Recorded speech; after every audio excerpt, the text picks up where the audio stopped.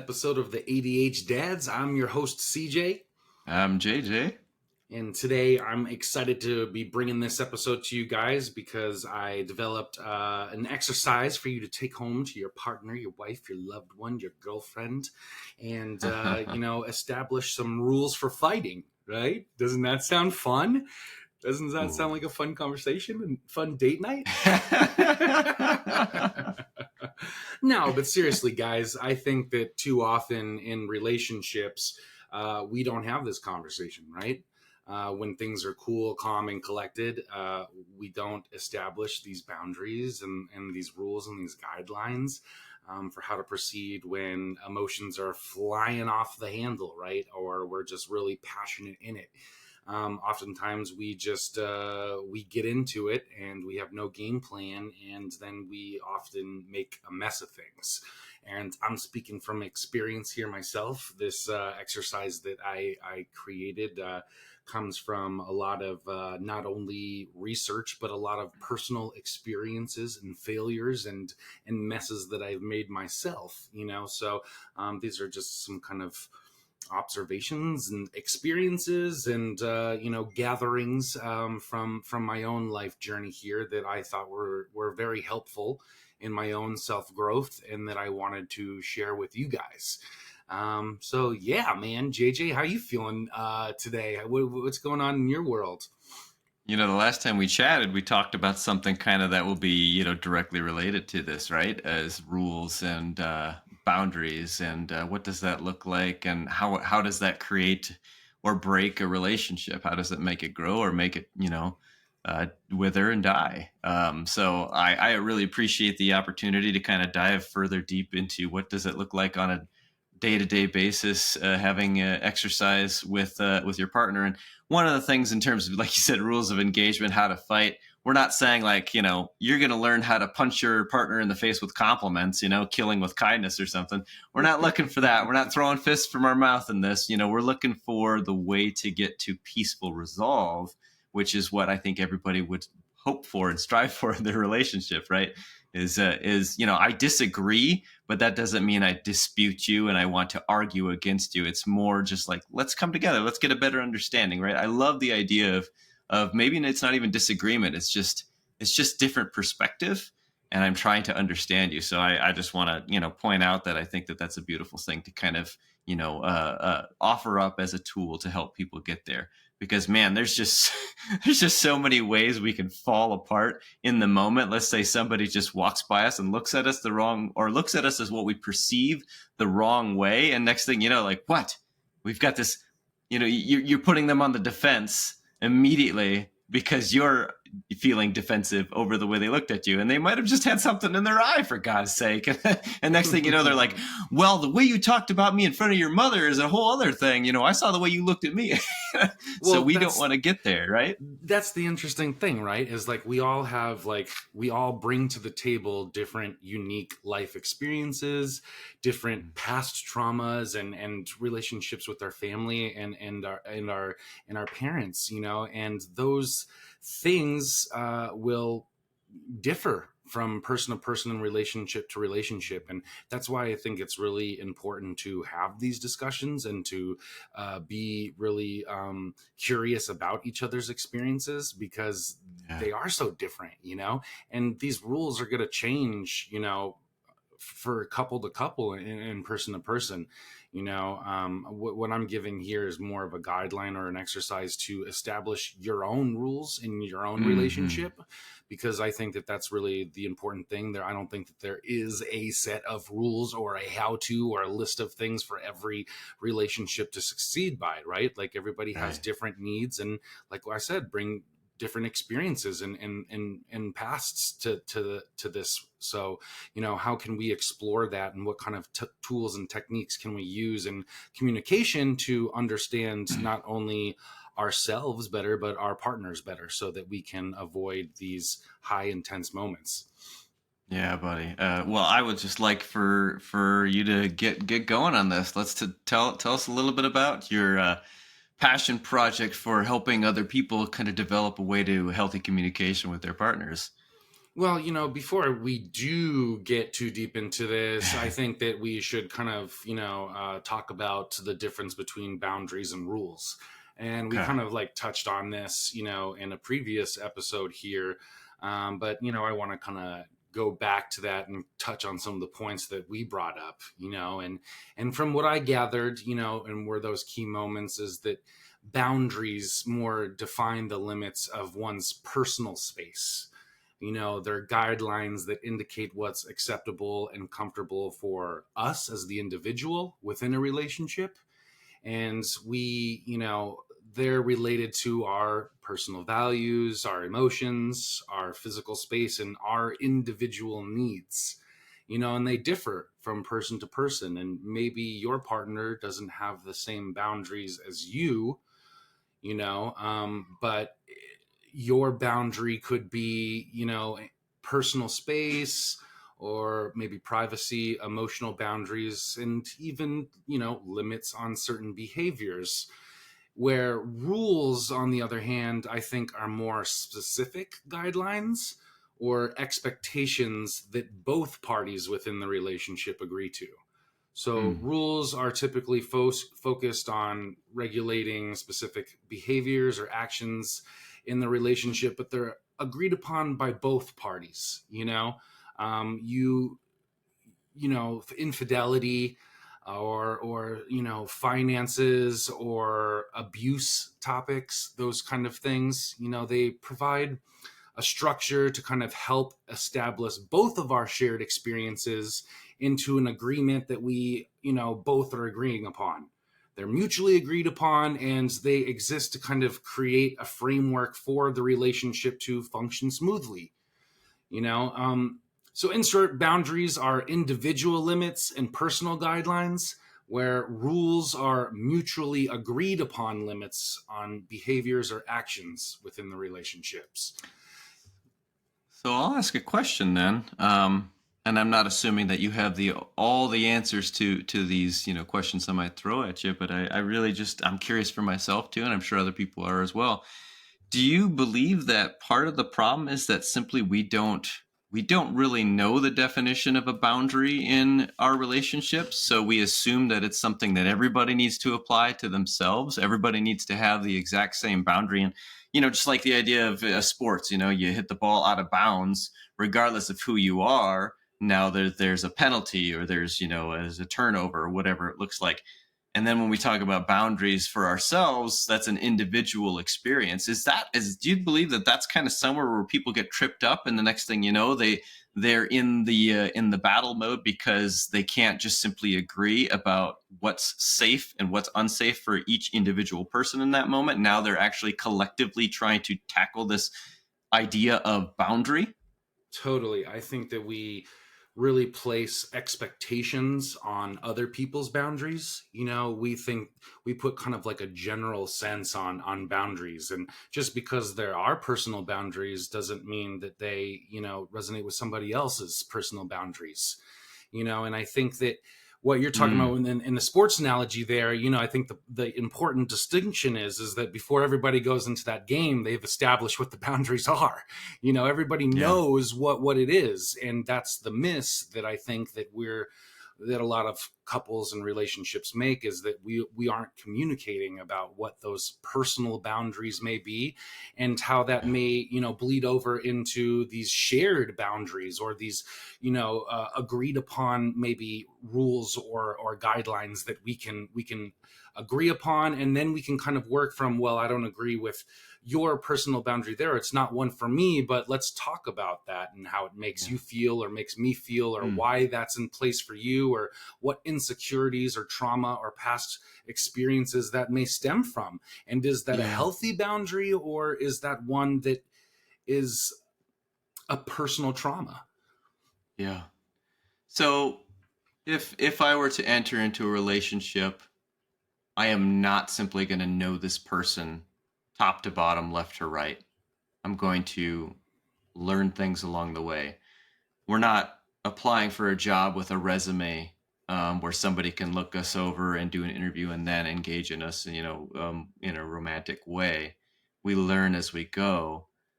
So is it is it something that's realistic and fair for the other person if we say, hey, this happened, you've now shared with me your boundary, does that person have a right to discuss that? Or are we saying, if does it is it safe for either partner to say, here's my boundary, if you don't abide by this boundary, then we have a problem? Is that okay, or is that stepping over the line now because I'm applying a boundary to somebody and I'm using it as a method to get what I want in the relationship at most likely somebody else's expense or the other person's expense? Yeah. I hope we got that, because your audio is kind of Oh, choppy and getting robotic, and I lost video feed on you. So I hope that that the listeners understood that question as good as I did. um, but it's good from my end, but it will get it. We'll get it in the post production.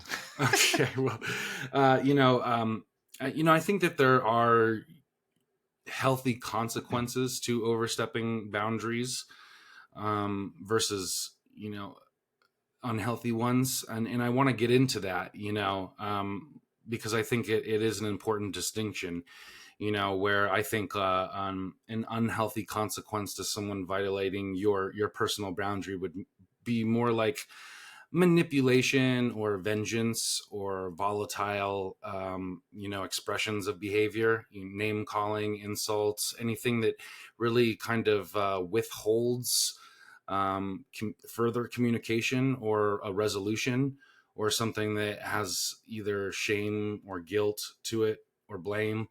I think that those are unhealthy methods of addressing someone crossing your boundary, where a more healthy way would be,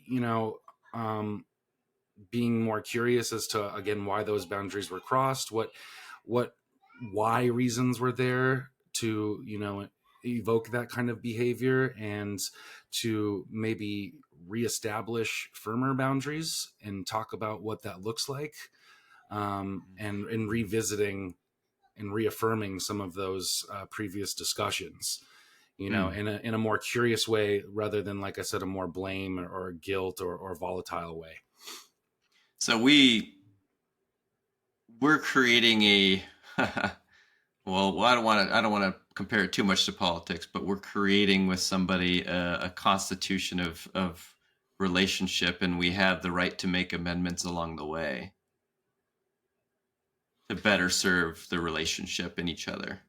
Yeah, and I think that that's an important part of this process too, is that revisiting this exercise and this conversation within your relationship, because we are not perfect creatures, right? Like, we're gonna mess up, we're gonna fall into old habits, we're gonna misspeak, misunderstand, speak at volumes that maybe we don't intend to, or maybe break some of these rules that we're establishing, um, Mm. because it takes practice, and it takes patience and grace, and a little bit of empathy, to go through this process. So, that's part of this exercise. So, let's get into Perfect. it. I just want Yeah, to, like, buddy. start with like the first thing that I want to people to consider as they go on this, and that's the generative Mm. inquiry, right? So we have to begin by having open and honest conversations about how we're both feeling, about how arguments make us feel, about certain triggers that the other person does. And this requires some really active listening, right? Like, Mm. and loving curiosity. Like, you can't just, it's human nature that when you hear, you know, this behavior makes me feel this way, you want to get defensive, you want to self-preserve, you want to defend the ego, Mm. you know Mm. so I think that, like, during this first step, and when you're having these generative inquiry conversations, and you're really trying to practice active listening, you really need to get familiar with using I statements, rather than, again, using statements that blame or attack the other person, or generative statements, you always, you are, you know an Mm. I statement would be something like, I feel hurt when this sort of behavior happens, or I feel frustrated when you arrive late. Mm, You know, I statements express the emotions of you without attacking the other person. mm.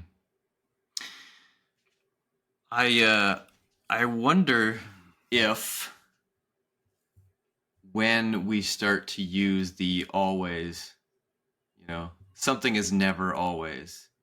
Yeah. When we're using absolutes, I wonder if there's a way for us to identify that in ourselves, because essentially, well, let's say you're bringing up past trauma in this, in this exchange, identifying the fact that you are triggering yourself at that point because you're bringing something from the past to the surface. That's you pulling out a trigger from yourself, even though it could be the body language or the fighting stance of your partner, kind of bringing that stuff to the surface. I wonder if that's something that's we can find a way to identify that trigger in the moment. Say, oh my gosh, I just did it again, where I said, "You always this," because Yeah. people don't always. For me, JJ, I was really victim of this a lot. I'm someone that likes language, and I like being passionate about words. And so sometimes I can maybe embellish on a story a little too much. I don't want to say exaggerate. My wife may argue with you that it's a complete exaggeration, but I would like to say a colorful embellishment. As I'm pointing this out as I'm talking right now, but I like to sometimes I use those general statements and those infinite statements, those permanent statements. You're always late. You're never on time. You always make me feel that you always do this, just to like drive a point home, and again, it can be misinterpreted and as to like, you're not only attacking a behavior in the moment, but you're attacking this person for who they are, and that can have a lot more weight to it, so, though I'm just trying to drive my point home and that's not my intent, I think it's really important that we are intentional with the words that we choose to use, and that, just something, just a simple switch from away from general statements or permanent statements like this can really just kind of give you a second to pause and change your tonality and give information in a way that's not incriminating. It's just about asking more questions and being curious, rather than it is about self-defense or self-preservation. And you kind of had that combination example just now. You said, you're always late, or you're never this. So you're taking the I statement and throwing it out the window, and you're putting, a statement out there of accusation and incriminating, as you mentioned, to the other person. So then, therefore, in our defensive mode, we're trying to put the other person on defense as well. So we're just creating an opportunity to continue furthering that, that kicking of the can down the road in this argument. We're not actually picking it up and throw it in the recycling. We're just unfortunately we're just keeping the problem going. Yeah, and how we do that, I think, is active listening, and I think that that's something that you guys should discuss in a relationship too. Like, what does that look like? Because oftentimes we take that for granted, right? And you think, well, I'm listening to you. I'm sitting here. I'm twiddling my thumbs. I'm rolling my eyes. I'm not looking at you, and I'm, tapping my fingers, but I'm listening to you, even if I'm not interrupting you, and I think that it's just, it too often we're biting our tongue just long enough to just formulate our thoughts and opinions to object to our partner's experience, right? Like, we're not really listening. We're just running through with what we want to respond with. It's this selfish pursuit that we misinformation, we glaze over stuff, we misinterpret facts, and we don't get the full picture because we just want to speak, or we're caught up in our own internal dialogue of how we want this conversation to go or how we're going to justify our actions. Mm. So I think it's really important to talk about what active listening looks like. Body language and positioning can go a long way. Are you guys facing each other? Are you standing, nose to nose, toes to toes? Are you guys sitting, side by side? Are you going for a walk?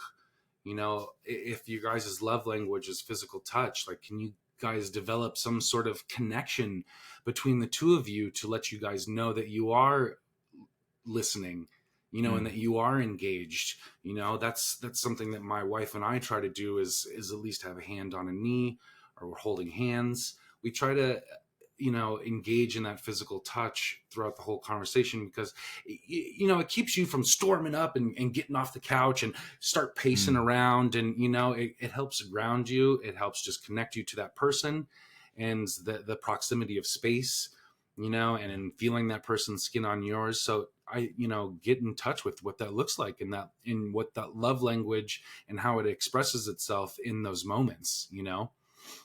Mm. I kind of wonder. I think you're also pointing to something through the idea of active listening and those rules and establishing rules, not right when an argument starts, but before an argument is even remotely on each other's radar. Yeah. Is reflection, right? Is active listening is reflection, and that seems to some, when they immediately think about that, the reflection's an impossibility in the moment of argument. But that's probably because we are not allowing for the space to let those thoughts and feelings really work themselves into our own thoughts and feelings. And we're creating a story on the fly, which is out of defense, and we're in that amygdala point of fight or flight. So if we have the opportunity to say, hey, each time somebody is, this is me just speaking off the cuff, by the way, when we get into a moment of tension, our active listening effort would be a point of reflection. And it's not stonewalling, it's breathing. It's allowing for the words that you've spoken to me to be respected, to be honored, and to be processed. So then I can bring to you my best self in response. How do we do that? Because I think active listening, as you've been pointing out here, is something that is absolutely vital. And man, I'm telling you, people seem to think that their ears got cut off and their mouth grew 10 times bigger when they're in those moments. Yeah, that's why I think that having this discussion beforehand is really important. Like, don't do this exercise when you guys are like in the middle of a fight. Don't like break this piece of paper out like while your wife is yelling at you about the dishes and be like, well, I want to get into this now. Or like what we said, when you do that in the moment, there's, in our last discussion, it's an opportunity to weaponize at that point, right? Because now you're like, oh, I see this and you're not doing that, right? So I'm sorry, I wanted to just jump in there because I think you made a valid point on our previous conversation. Yeah, exactly. And, I think, again, doing this in a time of calm, maybe when things are going good with you guys are in a really good place. You're in a good week, maybe just derail it with what pisses you off about our fight conversation. No, I think that this really can create some wonderful intimacy though, JJ, if both parties are curious and open to this. Intimacy is not just a physical level, but an emotional, intellectual thing. And if you guys can create a safe space for one another to express some of these things, I'm telling you, it gets the blood going, in more ways than one, So having these conversations in a time of calm really sets you up for when things aren't calm. You can refer back to this, you can reference this, and that's kind of the third step in this exercise, JJ, is talking about respect. What does respect look like to you? And I think that you guys have to set time apart for what a disrespect in an argument may look like. And you guys have to develop rules around kindness. Even when the disagreements arise, respect is still important and you should discuss it and agree upon it, not personally attacking or yelling, but instead focusing on the issues at hand and, what do those rules of respect look like? Some people may not like to be yelled at, or thrown things at, or hit, obviously. But sometimes, my wife and I have a rule where we try not to bring up past indiscretions. Again, that's kind of staying away from those permanent and those generalization tools. Well, you always do this, or well, you did this before, so now and I didn't say anything then, so now I'm saying it now because you did it again, and now I'm going to do it even louder and with more passion and resentment because I didn't bring it up last time.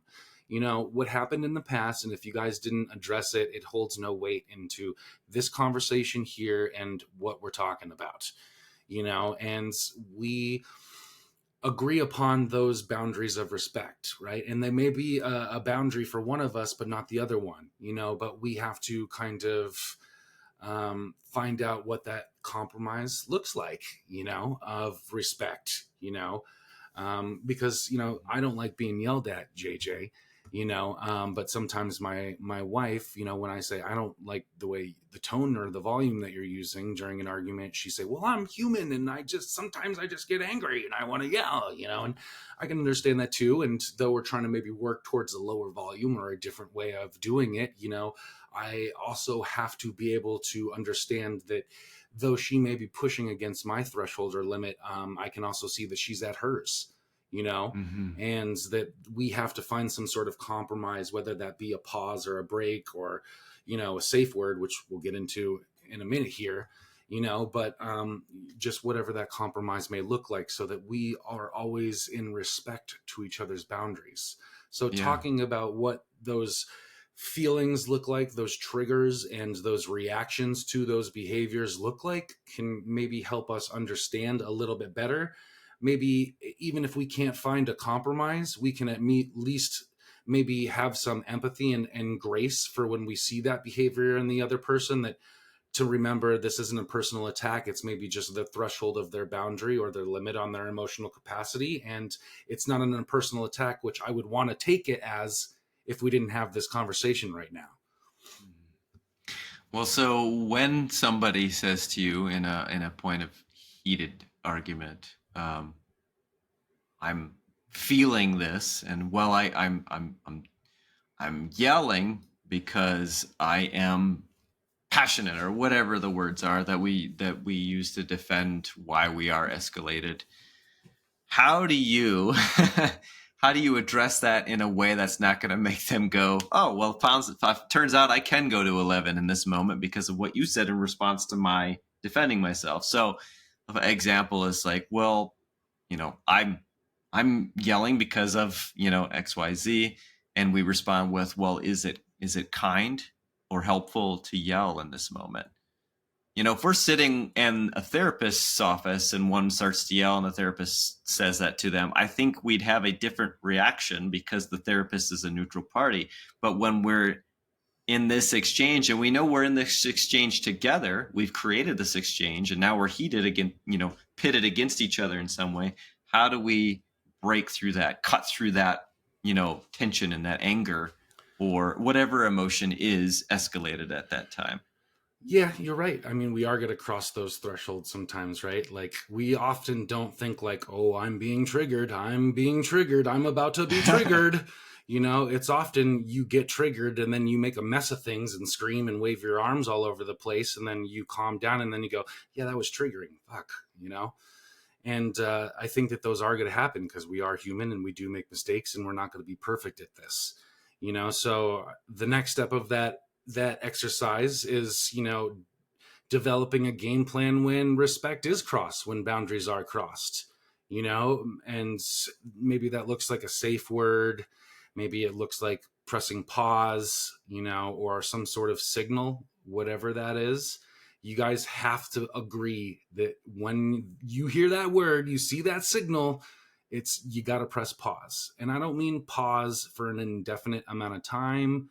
I don't mean walk away and withhold or withdraw or give the cold shoulder, because I think, again, that's another kind of toxic form of consequential punishment for when someone crosses your boundary, But I do agree with maybe pausing, calming down, cooling down, self-reflecting, thinking of a better way to articulate your thoughts better. We've talked about in past relationships, sometimes when my wife and I get to this point, we'll go in other rooms and write in a journal. And then we'll come back in the principal's office and be like, I was upset because you did this and it made me feel this way. But at least we've thought it out longer and we've been able to write it and really articulate it in a way without just flying off the cuff of emotional reaction. So I think that those just moments of pause and reflection should be agreed upon and celebrated and practiced regularly. When things maybe go overboard or get out of hand in an argument, because that's how you're gonna think more clearly and get all of the facts and be able to practice that active listening once again that we were talking about earlier. So I want to pause in that moment, which I know is a little bit of a pun to what we're talking about, but kind of build on that and just kind of give my own thoughts to our listeners on that.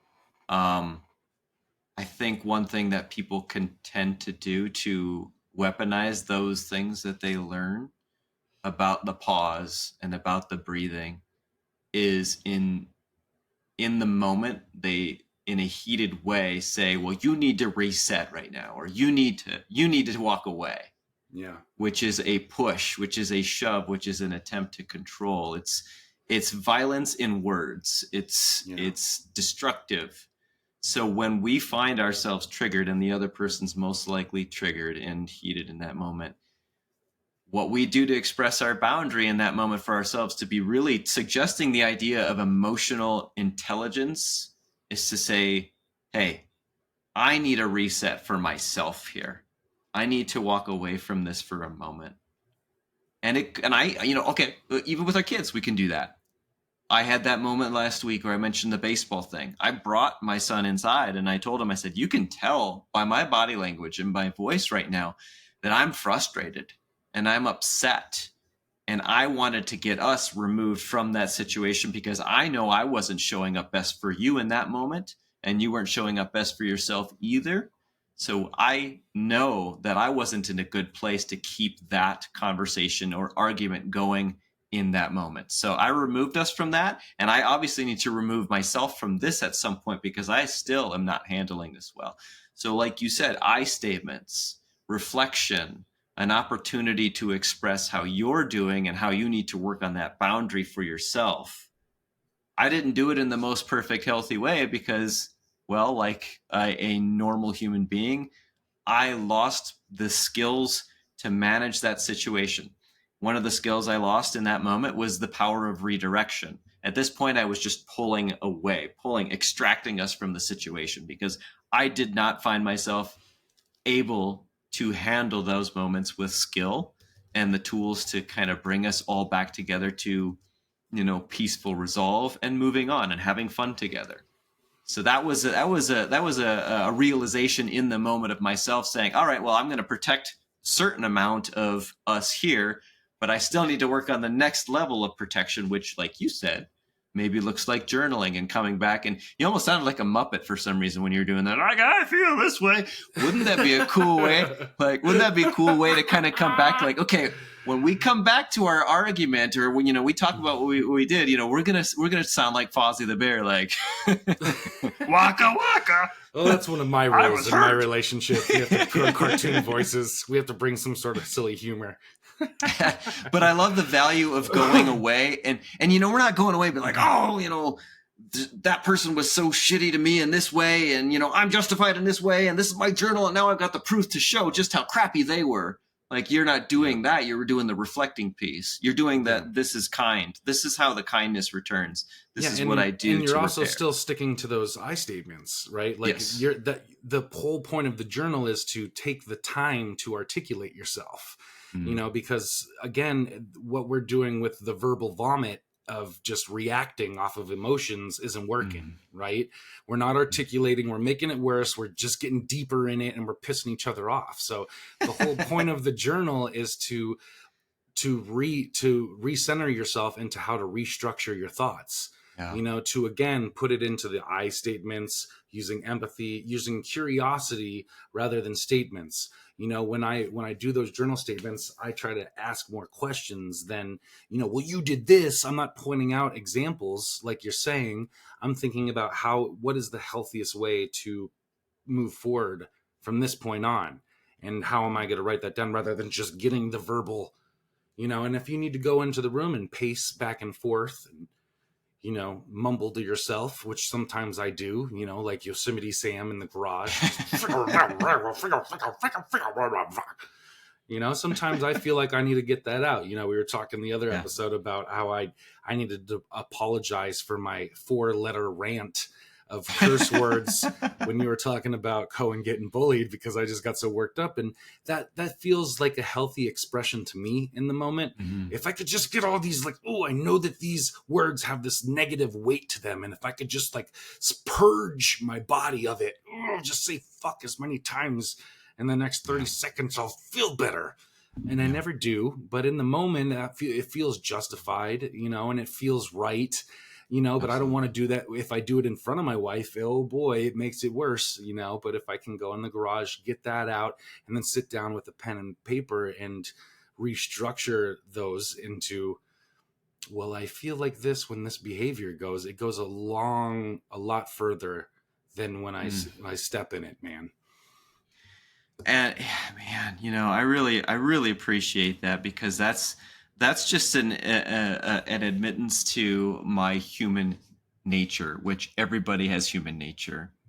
I listened to the Light podcast fairly recently. Michelle Obama was I don't remember which guest she had on, but of course, major high profile guest, because freaking Obama, and they asked her about the whole idea of when they go low, we go high. Do you always go high, or something like that? I think was the question to her, and she says, "Oh no, we go sit around the table and have a whole bunch of low taking place, and then we work through that, and then we present what it is that we really want to be in the world. We want to be this light. We want to bring positivity. We want to be an example of positivity in this difficult moment." And that's what I appreciate. Yes. And see, I think that we don't give each other the grace to work through that until what the next positive thing is. Sometimes we get so judgmental in our opinions, and we watch other people's behaviors, and we don't realize that if we let them work through it and we're there to help them work through the lows, that they can often come to what the high is. But I think that sometimes we discredit people because we go, geez, they're not a good person, they want to take the low, right? Like this is the high that I believe that they should take, and they're wanting to get the low. But if we had more curious conversations about that, and about why they want to take the low and why we think the high may be a better, in a more curious way rather than a shame, guilt, attacking way. I think that we can really find some beautiful compromise and some really great human experiences, and people might surprise you with the high that they can figure out at the end of working through the low. Because we all want to have that moment that I'm talking about in the garage where you're cussing like Yosemite Sam, right? Like, and sometimes if we don't get that, then you compile it and you compound it and you bury it in, and then it becomes a low that you can't see the high out of, because you haven't been able to work through it. You're just burying it. You're trying to run from it. You're trying to avoid it, and then it all of a sudden consumes. So we have to be able to work through it and give people the grace and time and patience to work through it themselves, because the next step of this process is compromise, JJ. Yeah. It is the shared mentality of what do we both want here, and it's not a lose, sacrificial kind of mentality. It's a win-win. How can we celebrate each other's boundaries without sacrificing our own? I want to circle back to something that you said kind of quickly through this, and I believe it's an important thing that every couple should maybe consider, that you and your wife practice. You mentioned that you don't bring in past infractions into the conversation. Like, well, a week ago you did this, and whatever it looks like, whatever that argument would be. And I think that that's really important. And you want to know why I think that's so important is if we create a story in our heads and we're arguing against that person and they're not even present. I said arguing against too. That's an important part of this. We're building up a case against them, and we're gonna, the only protagonist in in that conversation is ourselves. So we're gonna talk ourselves into, a whole, new level of escalation, which isn't healthy. And if we decide to bring that to somebody, what is that saying? That's saying I've indebted you for this however much time it's been since we've had that last exchange. I'm indebting you, and I need you to see that my argument then is still the right argument. You are in the wrong. I am in the right, and I know it because I've been beating you up in my head all over the place. That's putting them into a state of debt that they weren't even really aware of. I mean, in unhealthy relationships, maybe that at that point, everybody's expecting like, oh, they're just going over there bitching about me to themselves or to somebody else and stuff. But when you agree upon that rule in your marriage and say, this is not healthy for us to bring something back up and put you in a disadvantage immediately because I'm somebody who has the advantage and the understanding that you don't have, and you need to know that. Like, to me, that's placing resentment and debt on the other person. You're presenting your resentments, of course, and then you're putting them in a state of debt. And I just want to acknowledge that again. Like, I think that's a piece that you quickly talked about, and it needs to be further identified and praised as a great tool toward the path of healing in a relationship, and not just a path of healing, but a successful component of relationship. Yeah, I mean, you made a good point there about the kind of, the you're already coming in with a position of power by bringing something up like that. So not only is this person maybe feeling defensive, but now they're feeling twice the defensiveness because it's not only this time, but then the last time. Again, it really compounds into that. You didn't just make a bad choice; you are a bad person. Mm-hmm. It just like really can how just those general terms and those finite terms can really like put such a weight that we don't even realize on a conversation like that. Yeah. What does it And say? What does I told you so say? I think it kind of in some way says I don't know how to forgive. I'm a yeah, person who withholds forgiveness. exactly. Yeah, yeah, yeah. And so, okay, so what do we do when we don't agree? Right, like, because there are you guys are two humans, right? And you're gonna Mm. bring different opinions to this conversation, and you guys maybe won't always be able to find some sort of compromise on that, but I think that we also again need to look at compromise differently. Like a lot of Oh, times brother, yes. people look at compromise in these relationships as like um okay, like when I talk to people about marriage, or you ask people what does marriage mean to them, a common answer that I hear is compromise, but it's not in a positive way. It's like a compromise in like a sacrificial, I have to give something up, you have to just let things go, you have to choose your battles kind of mentality, right? Part of And my that's, humanity is taken from me in this. yes, and that's wrong, man. That's the glass is half empty rather than half full kind of scenario here. And what Right. I try to look compromise as is a celebration of wins. It's a win-win dynamic. It's how do you still feel heard while I still feel heard, even if we can't meet, even if there's a fence in the middle of this, we can still play with each other, right? Like, and I think that developing that and understanding that and celebrating the wins rather than the, well, I'm sacrificing this so I think that you should sacrifice that kind of mentality, or I'm doing Yeah. this so therefore you should do that kind of thought process, we need to get away from. And we need to we need to talk about that, address that. What does that look like? How does it express itself? And how can we reframe it to feel like we're both celebrating our wins here? Well, one of my simple thoughts on that is, and I actually dislike the statement "agree to disagree" because I don't think it takes it to the level of depth of empathy that we need to have in those moments. but I heard it very recently said like a disagreement isn't a dispute. Hmm. We do not have to make an argument out of something we don't quite see the same on. A dispute is Yeah. something where we're arguing our points, and we feel like we have the better understanding. A disagreement is I have a point of view, and you have a point of view, and I want to be curious about you because you know what, I love you, I really love you, and now I'm curious about how you came to this point because you're more important to me than my being right. Yeah. And I think how we do that is taking accountability. I think that we have to be open to taking accountability.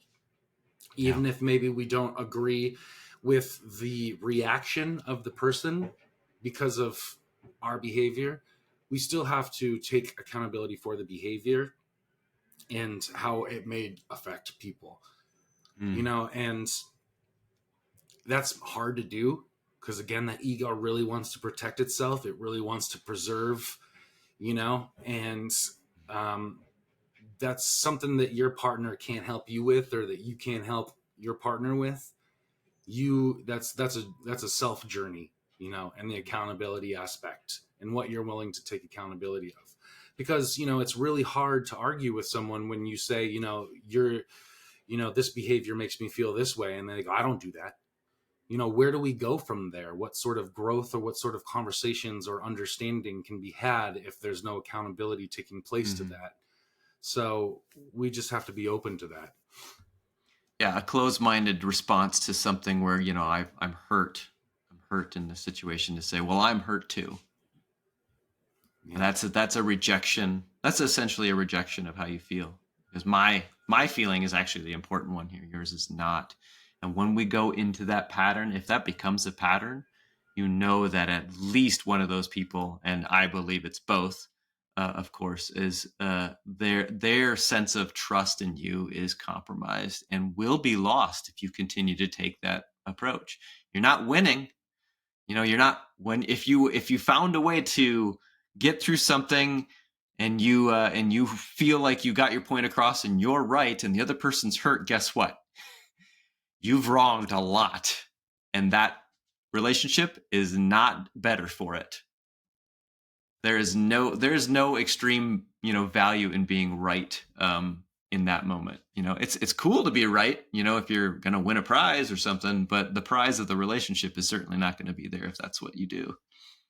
So yes, taking accountability, I think, is something that we sometimes don't really dive into after the fact. Like you said, walking away and journaling and stuff. Sometimes that accountability piece definitely comes from saying, "Man, I need to actually understand myself here.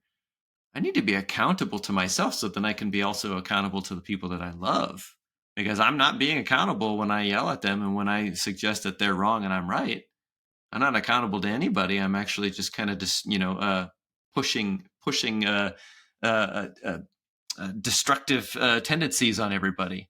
I don't want I don't want to market myself as somebody who's there to just say you all have it wrong, I've got it right. Follow me, and we'll find the path to happiness.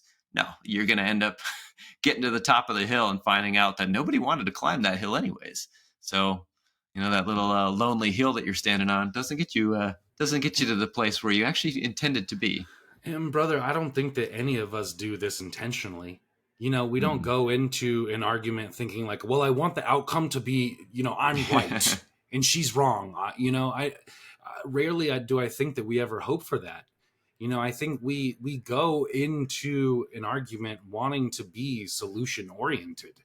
We love this person and we do want to figure out a compromise, a way of living and understanding and maintaining homeostasis with this person, right? They're in our lives and in our space. Like, why wouldn't we? Why would we want to go into a conversation with the outcome of I'm right and you're wrong? I'm smart, you're stupid, I'm big, you're little.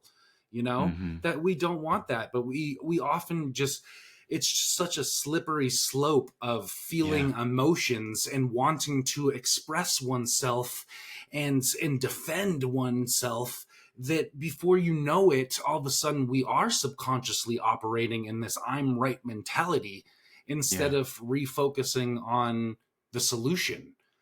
So again, that's why Mm. I put step 6 in here, is to like figure out a way to refocus to the solution oriented part of it, Mm. because we have to learn what these triggers are that bring us to the mentality of I'm right or I want to defend.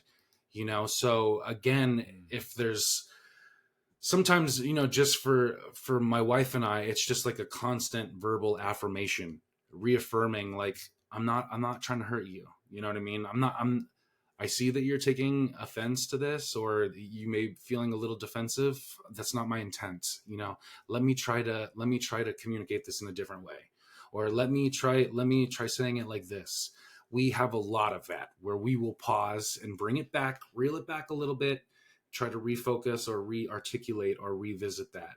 And I think just the simplicity of that, because again, we do kind of forget, the emotion maybe spills out a little faster than we'd like, or with a little bit more tonality or passion than we were quite intended.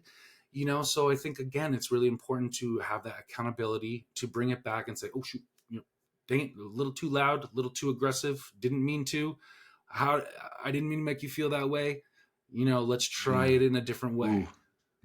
buddy, that I have an example that just sprung in my head that I think a lot of people end up, tripping in their relationship and getting into an argument that was maybe not intended. Maybe they had a good intention with it, but um, how many of us out there have we're in the same room as our partner, and perhaps we're making for the first time in a certain amount of time that day, we're making an exchange, and we see them, and they look to us frustrated or upset or angry or whatever, and then we say, well, what's wrong? That's already planting in their head the idea that there's something wrong, Yeah. and now it needs to be addressed.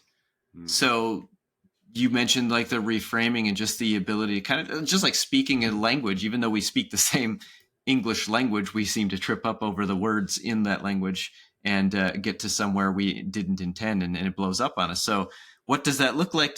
Can we say something like, hey babe, I love you. I see this in you. I wonder if you're having these feelings. How are you doing? So just a reframing, instead of putting somebody on the stand, suggesting how much you love them and you want to check in. Yeah, and I think it's important for both partners to, you know, be open to listening to and proposing alternatives rather than simply criticizing or rejecting or shaming, the same, or rehashing the same statements over and over again. If you see that something is offending somebody, or that, you're or taking offense to something, be maybe open with offering an alternative. The way that you said that makes me feel this way. I maybe see what you're trying to say. Could you maybe try saying it like this? Or, vice versa. I think just having the openness and accountability and willingness to do that can really go a long way, because so often couples just say thing, it gets misunderstood, and then now you're resentful at that person because they misunderstood you. When really that person misunderstood you. There's no reason for resentment, but now we're really mad at ourselves because we couldn't articulate properly. But now we're displaying even more resentment towards this other person because we didn't articulate ourselves in a good way. So again, if we can remember that spiral happens, and that it happens quick, and that it gets you into a really deep hole really fast, and we can just kind of pause and breathe and slow it down a little bit to reframe and be curious and open to presenting it in a different way, I think that we could really set ourselves up for success. Yeah. So I mean, essentially, you're learning from your conflicts, right? There's that conflict resolution piece you're talking about. It's something that hell. I mean, it could be simply put. Somebody has had a bad day, and let's say you both had a bad day, and then you see that they've had a bad day, and you're like, well, I had the worst day, and next thing you know, you're back into it again. How do you learn from that? Like, oh well, I see that person my love is in a certain state. I'm feeling agitated too. What do I do? What did I learn from the past that I can work through this moment? Oh, exactly. Great transition into the last step of the exercise, JJ, which is learning growth, right? Like you say, we're not going to be perfect. We're going to mess up. We're going to say mistakes. And so often, man, we want our partner to be perfect. We want them to say the right thing, especially when we're in these heated moments of emotion. And we want that comfort and to feel safe and supported and understood. And when our partner doesn't give us that, our expectations are often so high that the slightest infraction, we're ready to just throw them under the bus and cut them down because we didn't get what we not needed in a moment that we really needed it. So again, going back to this piece of just self-reflection and patience, I think is really important, because you're not going to have this conversation and then you're going to stop arguing. This isn't an exercise on how to stop arguing. This is an exercise on how to argue, on how to do it in a healthy way, and in a way that creates intimacy and connection rather than distance and resentment. And I said a lot of times, this is the most important aspect of this. Mm. But I think that this one really is the most important piece of it. It's growth and learning. You got to be willing to learn and grow, and open to the process, and open to failing this process, and understanding and what the failure feels like and what it looks like and what kind of reactions it evokes. And through that, over and over and over again, we won't ever get perfect, but we'll get better at it, I think, every time. And we'll find a new layer to uncover and to dive deeper into, and to understand that creates even more intimacy and even more connection, and another layer of growth and understanding. So that's what I think is really cool about this, is that this isn't an ending exercise, and that this can carry you through your entire relationship and revisit it, and help you grow over and over and over again. And it doesn't ever have to stop. Yeah, I really appreciate the idea of going back to the idea of fighting and conflict, and how this is an effort to grow and get stronger. We're not going out onto the court to win against our spouse. We're going out there to win together. And without those pieces agreed upon and understood, chances are we're going to find a lot of fouls. We're gonna recognize a lot of the flaws that we have, or that the other person has, and we're gonna focus on those rather than putting up the effort of generative inquiry, and listening and understanding and reset and pause, and coming together after breathing. Yeah, there's plenty of opportunity to suggest, especially, I want to say this just to, especially to the men, because I'm a man. You don't have to win everything in the way you think you're trying to win. Sometimes the way you think you're trying to win is actually the path to losing. Winning in the moment down the road will end up being a major loss. And I've seen it in my life. I've heard it from other people. I was watching a show called Scenes from a Marriage on HBO, where the woman says, I've been thinking about this for a long time, leaving. I've been unhappy for a long time. And the guy's like, what? Well, if you think back to all those times you won that argument, what were you losing along the way? So use these skills to argue or should I say, handle conflict with your spouse in a way that's building each other up. Because, man, it's really easy to tear down when your pride is trying to step in. Well said, brother. Well said. Well, thanks, man, for letting me ramble about my self-created. And I think I wrote this more for myself than any of our listeners or anybody else. So it's something that I wish I had in my life, in previous relationships, and that I had to help guide me. Because, man, it probably would have helped me a lot if I had gotten in touch with these things sooner. So I just kind of wanted to compile it, like I said, more for myself and anybody else that finds value in it.